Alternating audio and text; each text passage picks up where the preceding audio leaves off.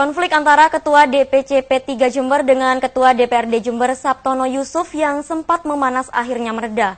Ini terjadi setelah Ketua P3 Jember Sunardi resmi mencabut gugatan yang ditujukan kepada Ketua DPRD Jember melalui persidangan class action.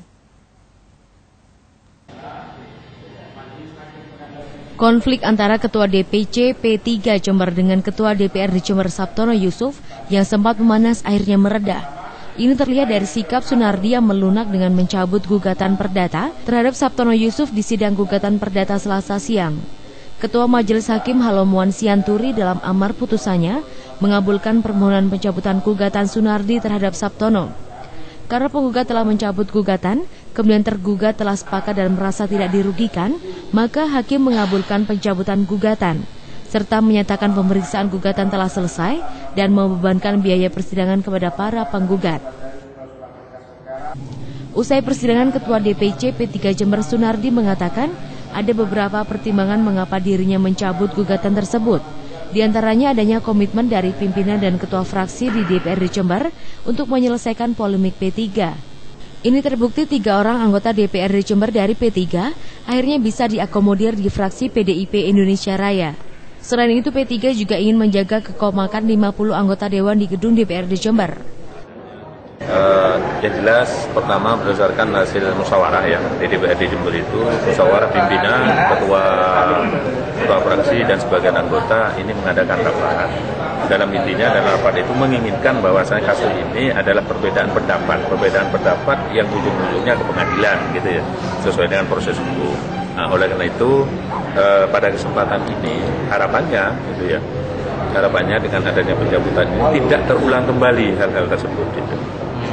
Artinya sudah kesepakatan bersama, Pak ya? Ya. Sudah kesepakatan bersama untuk dicabut ya? Nah, ini bukan kesepakatan. Jadi karena berdasarkan pertimbangan hasil musyawarah dan juga untuk kinerja masyarakat di Jember dan DPRD, maka P3 sepakat untuk melakukan pencabutan. Apa yang dilakukan ke depan supaya tidak terulang lagi kasus-kasus seperti ini? Apa yang harus dilakukan? Ya harus segala sesuatunya harus kehati-hatian gitu. Kalau itu meragukan untuk mengambil sikap, maka lebih baik konsultasi saja. Karena kan ada ya kayak kepada berkaitan dengan yang di provinsi, yang di pusat, ya kita konsultasi lebih dahulu. Kalau itu memang tidak diatur di dalam tata tertib khususnya. Sementara penasihat hukum Sabtono Yusuf, Jatmoko, mengaku sesuai permintaan kliennya, kasus tersebut telah diselesaikan di internal DPRD Jember. Untuk itu ia menerima permohonan pencabutan gugatan yang diajukan penggugat. Kalau menurut hukum, pencabutan adalah hak dari penggugat ya, mengajukan gugatan. Dan sebetulnya ini yang dikehendaki oleh klien kami, Ketua DPRD Jember sejak awal.